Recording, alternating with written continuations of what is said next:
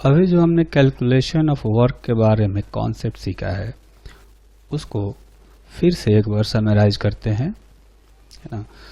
तो इसमें देखेंगे कि जब फोर्स कांस्टेंट हो तो उसमें कैसे वर्क डन का कैलकुलेशन होगा, और जब फोर्स वेरिएबल होगा तो उस केस में वर्क कैसे कैलकुलेट करेंगे, ये दोनों ही हमें सीखना है।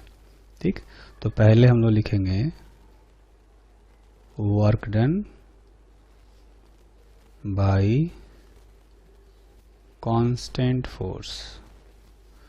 अगर फोर्स कांस्टेंट है इसका मतलब कि उसका डायरेक्शन और उसका मैग्नीट्यूड दोनों ही फिक्स्ड रहना चाहिए, दोनों ही कांस्टेंट रहना चाहिए। ठीक है, जैसा मान लेते हैं कि डिस्प्लेसमेंट इधर है और फोर्स कहीं इधर है, दोनों के बीच का एंगल थीटा है। तो जो अभी हमने वर्क डन का जो वैल्यू लिखा था वो ये लिखा था कि F dot S is equal to F S into cos theta. ठीक है, ये फॉर्मूला हमने अभी थोड़ा देर पहले लिखा था। ठीक, तो इसी फॉर्मूले को जो है हम लोग कई तरीके से लिख सकते हैं, जैसा कि अभी थोड़ा देर पहले सीखा था हमने कि इसको दो और तरीके से लिखा जा सकता है ना। कैसे लिखा जा सकता है वो इस तरह से कि वर्क डन इज, इसको ऐसे लिखते हैं, work done is product of force and displacement along force. ठीक है, एक तो ये हो गया, ये चीज हमने अभी थोड़ा देर पहले लिखा था। आप देख सकते हैं यहाँ पर कि इसमें ये जो डिफिनेशन लिखा है यहाँ पर कि वर्क डन होता है force into displacement along force, इसी को हमने वहां पर लिखा। और एक और तरीके से लिख सकते हैं वर्क को कि displacement into force along displacement. ठीक है, तो दूसरे तरीके से ऐसे लिख सकते हैं कि work done is product of displacement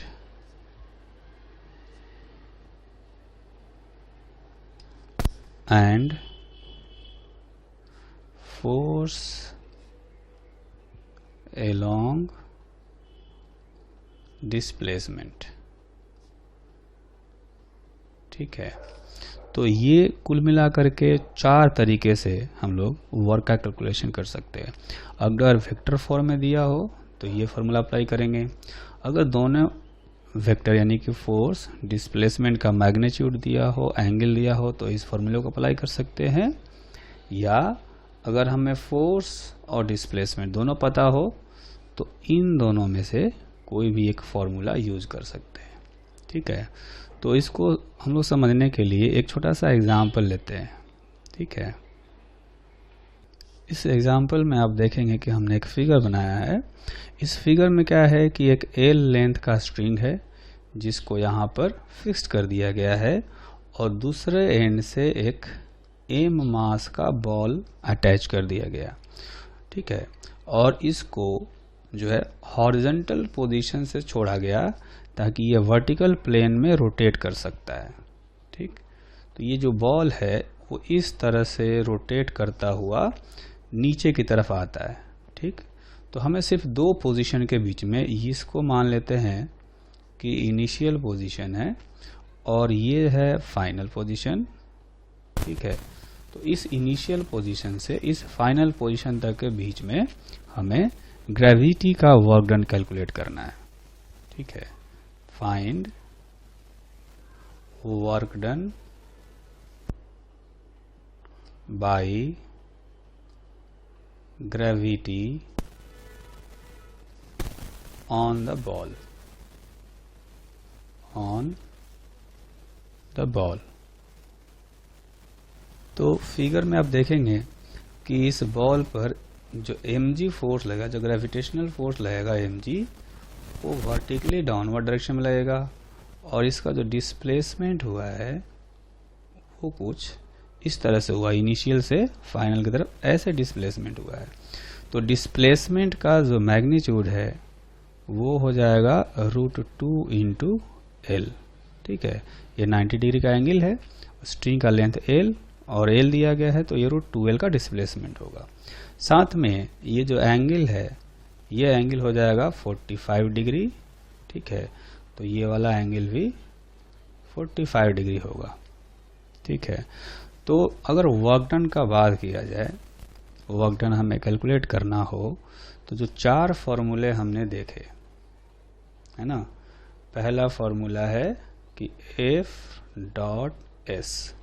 ठीक है, तो चूंकि यहाँ पर ग्रेविटेशनल फोर्स यानी कि mg का वर्क डन पूछा गया है, तो अगर हम लोग ऐसा साइन कन्वेंशन ले लें कि ये अपना x डायरेक्शन है और ये अपना y डायरेक्शन है। ठीक है, तो जो फोर्स है, फोर्स को हम लोग लिखेंगे mg माइनस जे कैप, क्योंकि डाउनवर्ड डायरेक्शन में यानी कि निगेटिव y डायरेक्शन में एक्ट कर रहा है फोर्स। ठीक है, डॉट जो डिस्प्लेसमेंट है, ये जो डिस्प्लेसमेंट है यहाँ से पॉइंट A से पॉइंट B तक, √2l मैग्नीट्यूड है इसका। इसके कंपोनेंट के फॉर्म में अगर इसको लिखा जाए तो लिखेंगे, इसका एक कंपोनेंट आएगा इधर और एक आएगा नीचे, है ना। तो इसको अगर वेक्टर फॉर्म में लिखेंगे तो लिखेंगे -l_i और -l_j। ठीक है, तो अगर इसमें आप डॉट प्रोडक्ट निकालेंगे तो आएगा जो है ये j और j का कंपोनेंट से मल्टीप्लाई करेंगे, i वाला इसमें है नहीं, तो ये हो जाएगा mg इंटू एल। ये वर्क डन हो गया। ठीक, ये हो गया पहला वाला फॉर्मूला जो वेक्टर फॉर्मूला था। ठीक है, ये जो वैल्यू आया वर्क का वो आया पहले इस वाले फॉर्मूले से। ठीक है, इस फॉर्मूले को हमने यूज किया F.S। उसके बाद ये दूसरा जो फॉर्मूला है F/S cos थीटा, इससे भी कैलकुलेट करेंगे तो सेम आंसर आएगा, है ना। उस फॉर्मूले को अगर हम लोग अप्लाई करें यहाँ पर, तो आप देखेंगे कि ये फॉर्मूला कहता है कि जो वर्क डन होगा वो होना चाहिए फोर्स का मैग्नीट्यूड इंटू डिस्प्लेसमेंट का मैग्नीट्यूड इंटू कॉस थीटा, जहाँ पर थीटा क्या है, फोर्स और डिस्प्लेसमेंट दोनों के बीच का एंगल है। तो फोर्स का मैग्नीट्यूड है यहाँ पर mg, डिस्प्लेसमेंट जो है, डिस्प्लेसमेंट का मैग्नीट्यूड है √2l, है ना, √2l, और जो थीटा है मतलब फोर्स और डिस्प्लेसमेंट के बीच का एंगल ये है 45 डिग्री। तो वैल्यू रखने से ये हो जाएगा अपना m इंटू जी इंटू एल। तो इसको हम लोग यहाँ लिख सकते हैं mg इंटू एल। तो आप देखेंगे कि दोनों तरीके से, इस फॉर्मूले से और इस फॉर्मूले से, दोनों से सेम रिजल्ट आया। ठीक, अब बचता है अपने पास जो तीसरा फॉर्मूला है। तीसरा फॉर्मूला ये कहता है कि हमें ऐसे करना चाहिए कि वर्क डन क्या है, it is product of force and displacement along force.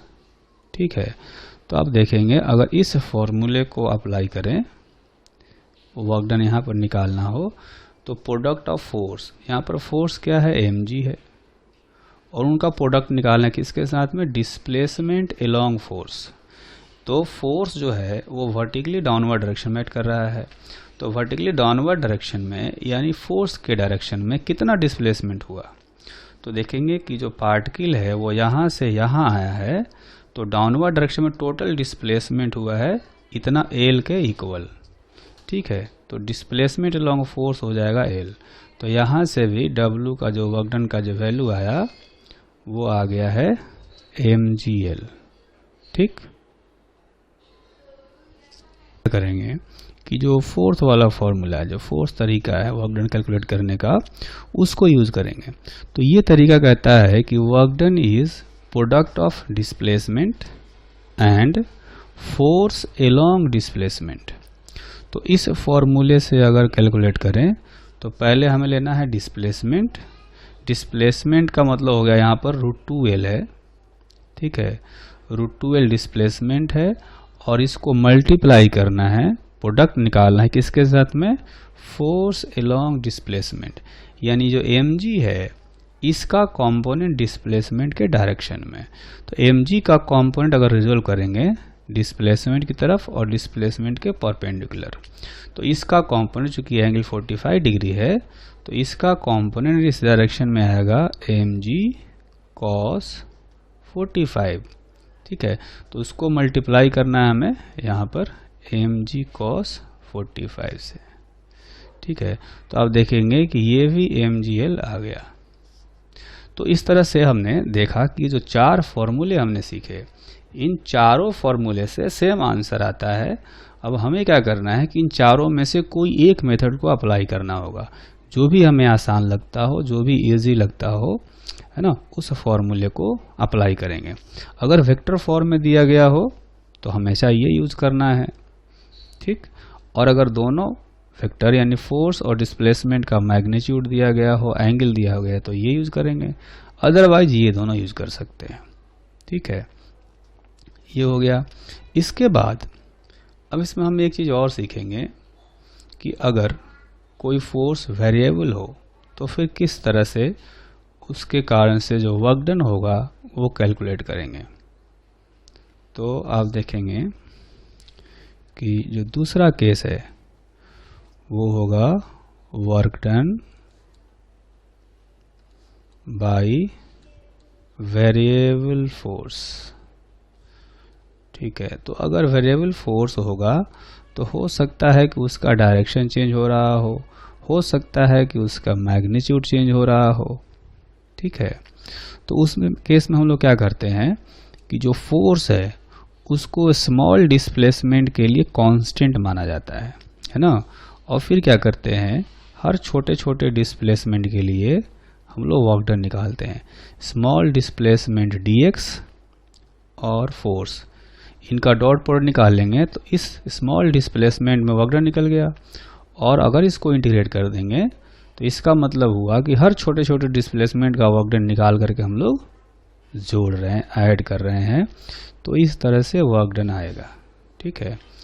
तो अगर फोर्स वेरिएबल हो तो इंटीग्रेशन ही एक तरीका है जिस तरीके से हम लोग जो वर्क डन है उसको कैलकुलेट कर सकते हैं, ठीक। अब ये हो सकता है कि जो फोर्स है वो वेक्टर फॉर्म में ही दिया गया हो। तो अगर वेक्टर फॉर्म में दिया गया हो तो ये जो फोर्स F है उसको हम लोग ऐसे लिख सकते हैं Fx i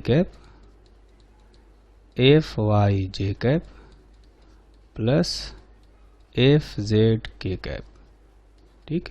ये फोर्स हो गया वेक्टर फॉर्म में। और जो डिस्प्लेसमेंट है ds उसको लिख सकते हैं इस तरह से dx i dy j plus dz k, ठीक। तो अगर चूंकि यहाँ पर डॉट प्रोडक्ट है तो डॉट प्रोडक्ट में होता क्या है कि जब मल्टीप्लाई करते हैं हम लोग तो आई कैप वाले को आई कैप के साथ मल्टीप्लाई किया जाता है, जे कैप वाले को जे कैप के साथ में और के कैप वाले को के कैप के साथ में, और बाकी जो टर्म है वो ज़ीरो हो जाते हैं।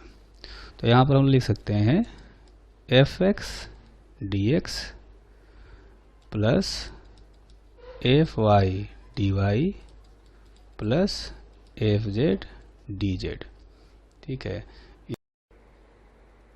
इस एक्सप्रेशन को ऐसे भी लिखा जा सकता है सेपरेट करके, तो लिख सकते हैं Fx dx plus integration Fy dy plus integration Fz dz, और साथ में लिमिट भी रख सकते हैं।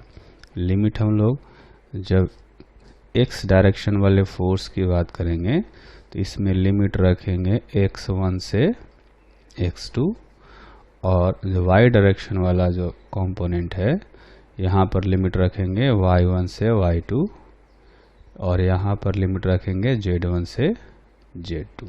ठीक है, तो ये हो गया work done bye 3 dimensional force. ठीक है, अब ऐसे कर सकते हैं कि ये जो वर्क डन है ना, ये ऐसे फोर्स के कारण से वर्क डन है जो कि 3 डायमेंशनल है और पार्टिकल को एक पॉइंट x1 y1 z1 से दूसरे पॉइंट x2 y2 z2 तक डिस्प्लेस कर रहा होगा। ठीक है, तो इसका थोड़ा एक्सप्लेनेशन लिखेंगे। It is work done bye force F is equal to Fx I cap Fy j cap और Fz k cap in displacing a particle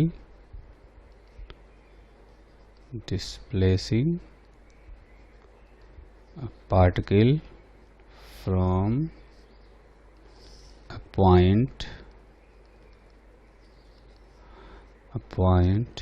whose coordinate is x1 y1 and z1 to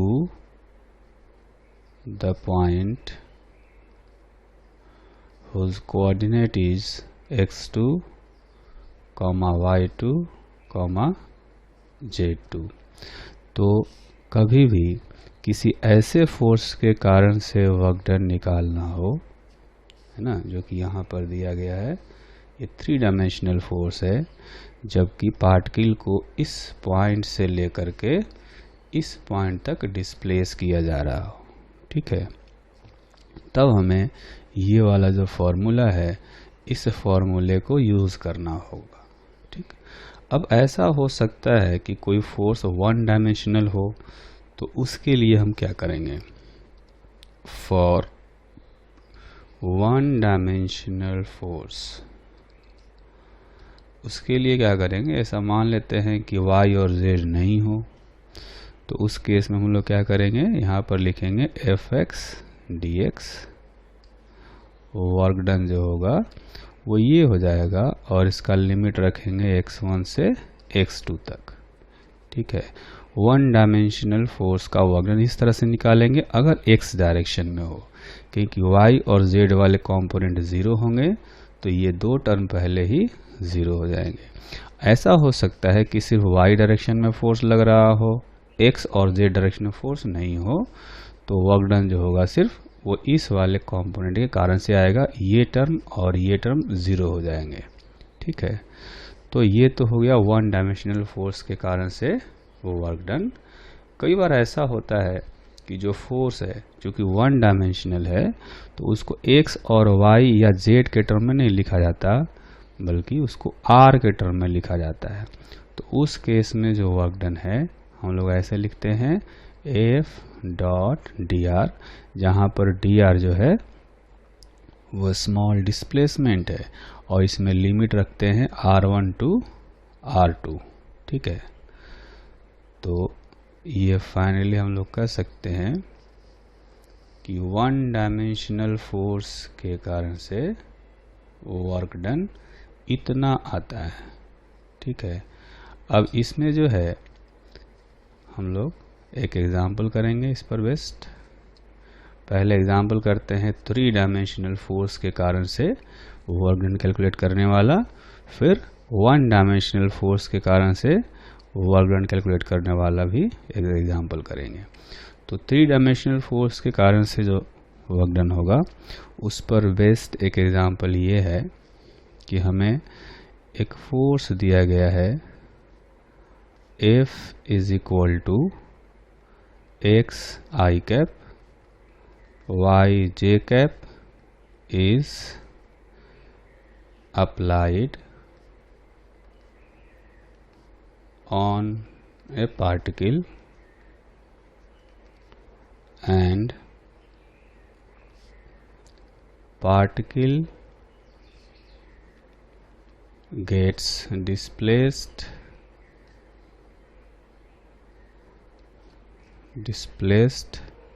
from a point 1, 1 to other point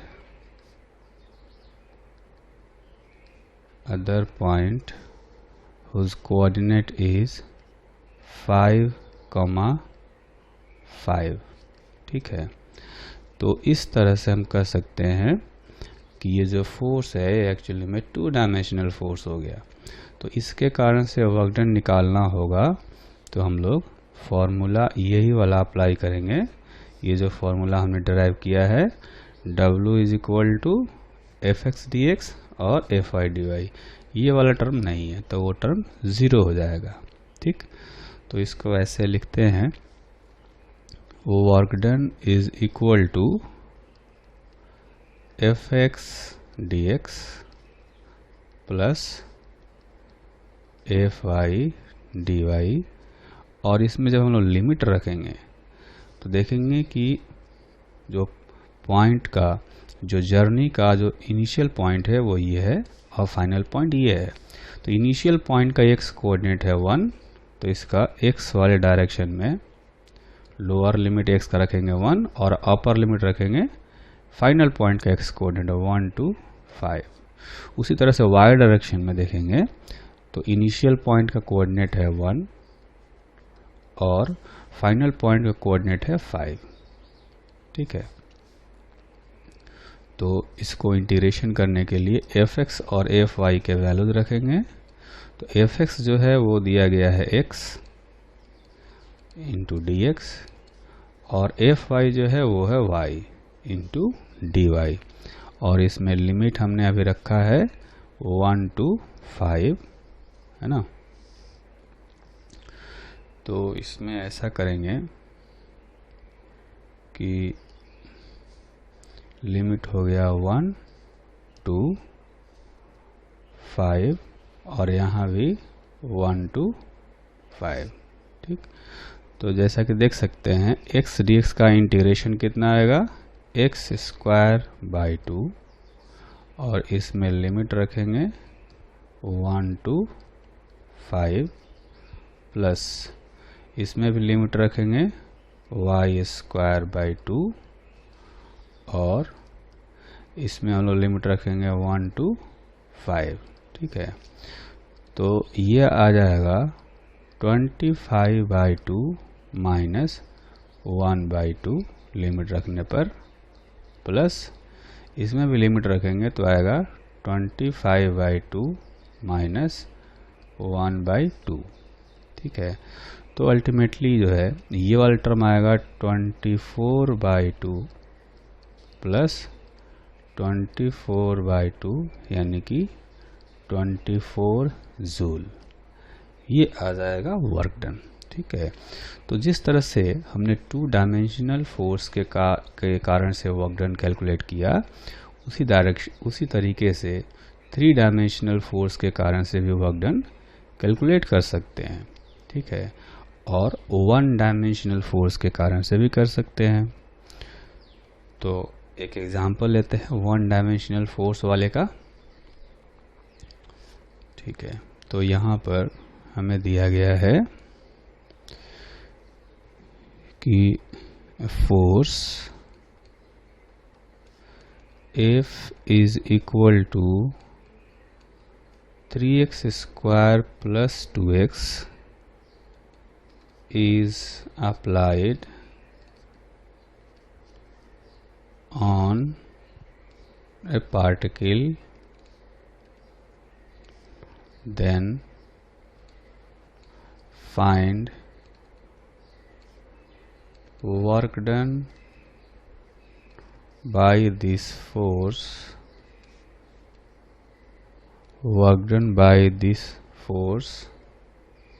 when particle is displaced from x is equal to 1 to x is equal to 4 metre. ठीक है, तो ये question है one dimensional force वाले का। तो हम लोग उसी फॉर्मूले को यूज़ करेंगे। फॉर्मूला अपना ये था कि जब वर्क डन कैलकुलेट करना हो, आप देख सकते हैं कि ये वन डायमेंशनल फोर्स है, सिर्फ एक्स डायरेक्शन में ये वेरी कर रहा है और एक्स डायरेक्शन में एक्ट भी कर रहा है। ठीक है, तो इस केस में हम लोग क्या करेंगे कि यहाँ पर लिखेंगे कि F x into D x और लिमिट रखेंगे x1 टू x2। ठीक है, यहाँ पर मेंशन कर सकते हैं कि फोर्स एलोंग x एक्सिस। ठीक है, ये x डायरेक्शन में फोर्स एक्ट कर रहा है। तो fx का जो वैल्यू है उसको रखेंगे यहाँ पर 3x square plus 2x into D x, और जो लिमिट है वो रखेंगे, यहाँ दिखाया गया है x का वैल्यू 1 से फाइनल वैल्यू है 4 तक ले जाएंगे इसको। तो इंटीग्रेशन करने के बाद ये आएगा 3x cube by 3 plus 2x square by 2, और इसमें लिमिट रखेंगे 1 to 4। ठीक, तो ये 3 3 कैंसिल और ये 2 2 कैंसिल। तो लिमिट रखने के बाद क्या होगा, ये आएगा 64 प्लस 16 माइनस 1 प्लस 1। ठीक है, तो ये कुल मिलाकर के आप देखेंगे कि आ जाएगा 78 जूल। ठीक है,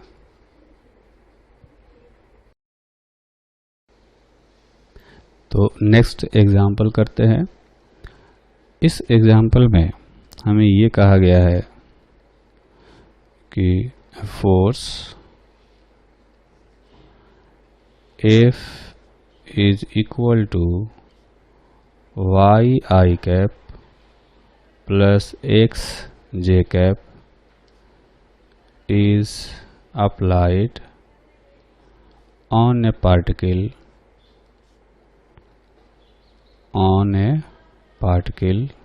and the particle is displaced from a point 1, 1 to the point 3, 4. Then find work done by the force। तो अभी जो लास्ट क्वेश्चन हमने किया था उस क्वेश्चन में और इस क्वेश्चन में फ़र्क है ना। पहला जो क्वेश्चन किया था इससे पहले वाला, उस क्वेश्चन में ये था कि यहाँ पर x और j वाले कंपोनेंट में y था। उस फोर्स में ये जस्ट x और y उल्टे हो गए हैं, मतलब कि I के साथ में y है और j के साथ में x है। ठीक, तो इसमें थोड़ा सा इंटीग्रेशन जो है वो ट्रिकी है। बस इंटीग्रेशन कर लेंगे तो वैल्यू कैलकुलेट कर सकते हैं। तो जो वर्क डन होता है वो होता है F X D X plus F Y D Y. Limit रखेंगे इसमें 1 से 3 और इसमें रखेंगे 1 से 4। तो जो एफ एक्स है ये है Y D X plus F Y जो है ये है एक्स डी वाई। ठीक है, और इसमें लिमिट रखेंगे 1 से 3 तक और इसमें रखेंगे 1 से 4 तक। ठीक है। अब जैसे अगर एक साथ में हो टर्म तो उसको हम लोग अलग अलग कर सकते हैं। उसी तरह से ये दो अलग अलग टर्म हैं, इनको हम लोग एक साथ में भी कर सकते हैं। इनको लिख सकते हैं y dx plus x dy। ठीक है। और लिमिट कैसे रखेंगे? इसमें लिमिट रखेंगे, जो लोअर लिमिट है उसका x और y कोऑर्डिनेट है 1, 1 और अपर लिमिट रखेंगे 3, 4। ठीक है।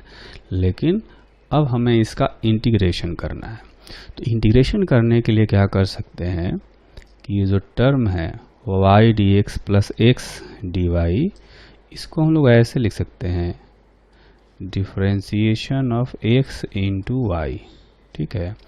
और जो लिमिट है इसको ऐसे ही रखेंगे, x और y कोऑर्डिनेट दोनों एक साथ में रखेंगे। यहाँ पर लोअर लिमिट हो गया और अपर लिमिट हो गया 3, 4। यह है 1, 1। ठीक। अब ये सोचेंगे कि इससे ये वाला टर्म कैसे आया, तो इसके लिए हम लोग ऐसे करके समझ सकते हैं कि सपोज अगर ऐसे दिया गया हो हमें कि कोई फंक्शन है p, इसको हम लोग लिख सकते हैं x इंटू वाई। तो अगर मुझे डिफ्रेंशिएट करना हो dp बाई dt, ठीक, तो मैं इनको भी डिफ्रेंशिएट करूँगा प्रोडक्ट रूल से। डिफ्रेंशिएशन का जो प्रोडक्ट रूल होता है तो उसके हिसाब से आएगा x into D Y by D T plus y into D X by D T. ठीक है। अब इसमें आप देख सकते हैं कि जो dt है इस dt को कैंसिल किया जा सकता है और p क्या है, p का वैल्यू है एक्स वाई, यानी हमने x इंटू वाई का डिफ्रेंशिएशन किया है तो यह है x into D Y plus Y into D x.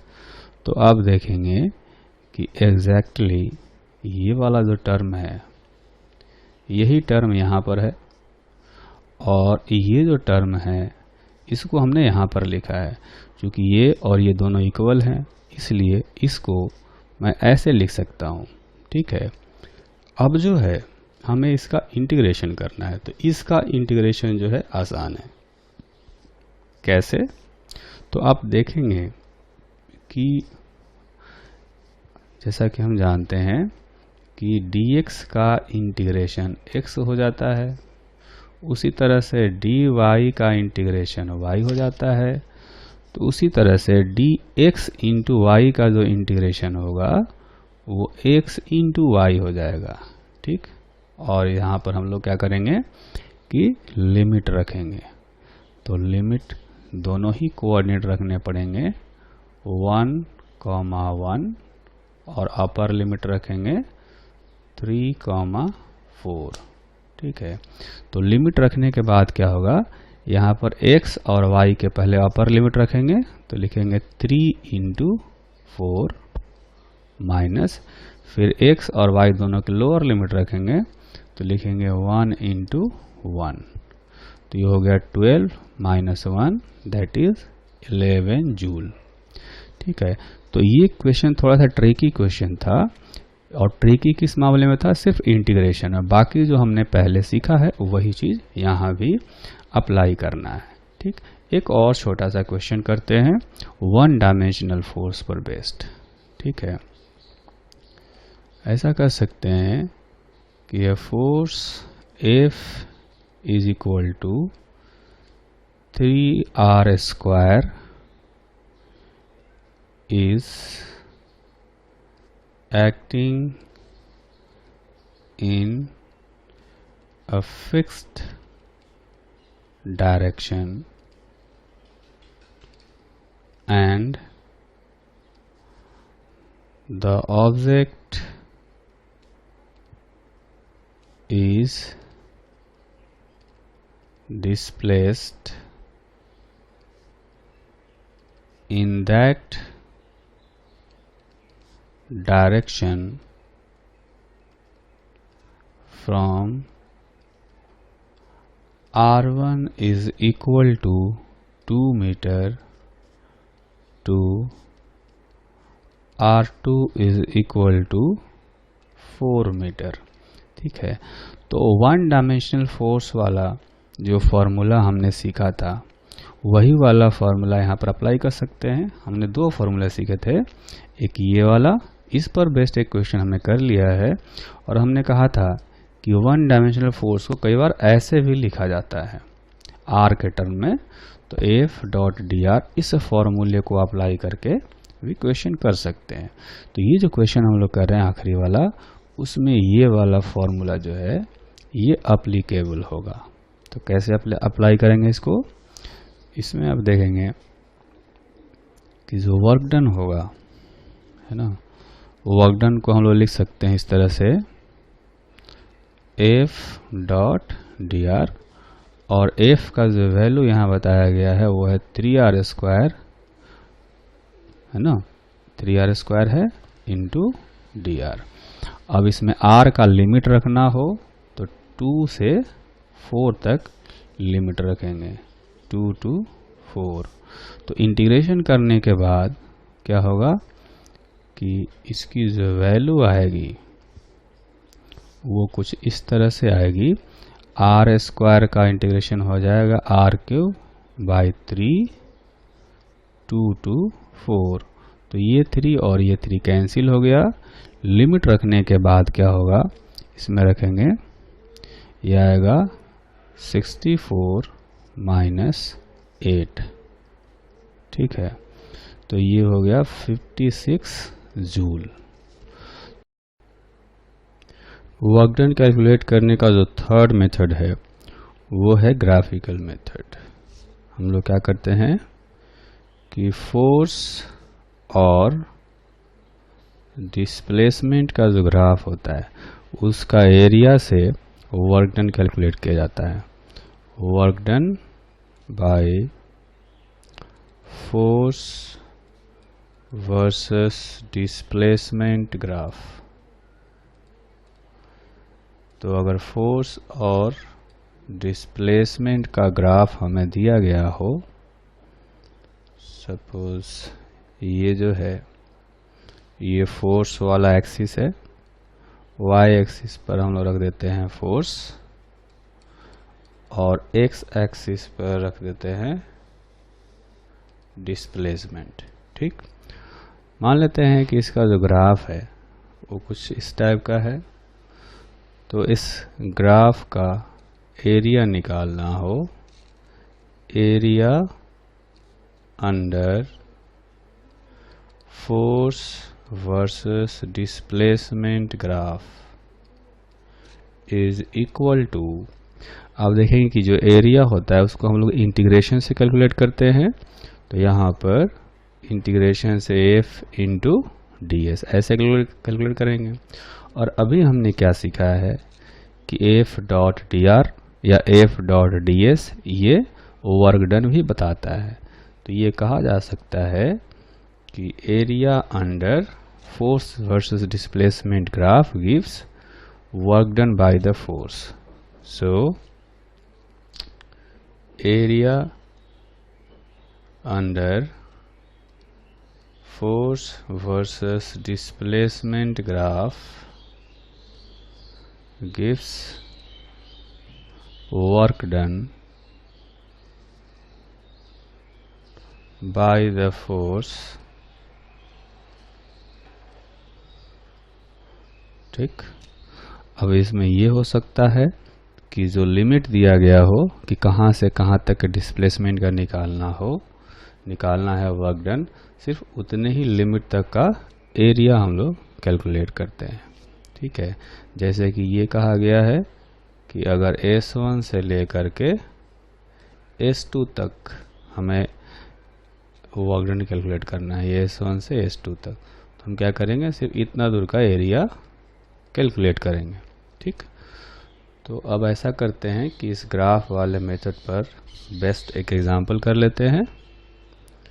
Suppose अपने पास एक फोर्स और डिस्प्लेसमेंट का ग्राफ दिया गया है ना, y एक्सिस पर फोर्स है और x एक्सिस पर डिस्प्लेसमेंट है। तो ये ग्राफ कुछ इस टाइप का है कि ग्राफ इनिशियली स्ट्रेट लाइन से इस तरह से चेंज हो रहा है और ऐसे आ जा रहा है, ठीक। अब फोर्स का जो मैक्सिमम वैल्यू है वो दिया गया है 10 न्यूटन और जो डिस्प्लेसमेंट है टोटल 4 मीटर और ये टोटल हो गया 8 मीटर, इतना है। इसमें हमें पता करना है find work done by force if total displacement is 8 metre, ठीक है। तो हम लोग क्या करेंगे, इसमें एरिया निकालेंगे। Area under curve is equal to इस ट्रायंगल का एरिया निकालेंगे हाफ बेस इंटू हाइट, तो ये आ गया 40 जूल, ठीक है। तो यही जो है ये वर्क डन भी हो गया is equal to work done by force.